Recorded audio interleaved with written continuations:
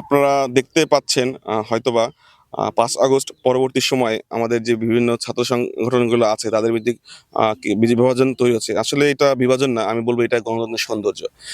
আমরা স্বৈরাচারের আমলে নিজেদের যে মতাদর্শ সেগুলো সেভাবে প্রকাশ করতে পারিনি।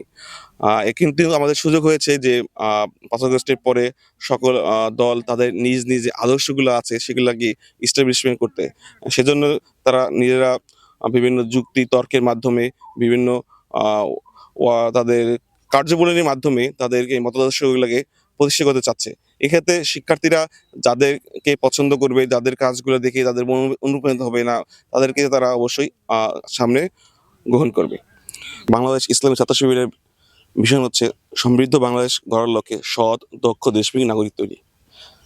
আসন্ন ত্রয়োদশ নির্বাচনে আমরা আমাদের সমৃদ্ধ বাংলাদেশ গড়ার লক্ষ্যে আমাদের জনপ্রতিনিধিদেরকে বাছাই করব। এক্ষেত্রে আমাদের ভাবনা, যেখানে আমরা দেখব সৎ, দক্ষ, দেশপ্রেমিক জনপ্রতিনিধি, আমরা তাদেরকে আর কি নির্বাচিত করার জন্য সর্বোচ্চ চেষ্টা করব। আমরা এখানে দল মত নির্বিশেষে চেষ্টা করছি আমরা যে প্রার্থী যোগ্য, যে প্রার্থী ক্যাপাবিলিটি আছে, আমরা তাদের পিছনেই কাজ করার জন্য চেষ্টা করছি। আহ, আপনারা দেখতে পারবেন আমাদের বাংলাদেশে যে পরিমাণ সুযোগ আজ রয়েছে, সেখানে যদি আমাদের জনপ্রতিনিধিরা দক্ষ হয়, সৎ হয় এবং অবশ্যই তাকে দেশপ্রেমিক হতে হবে।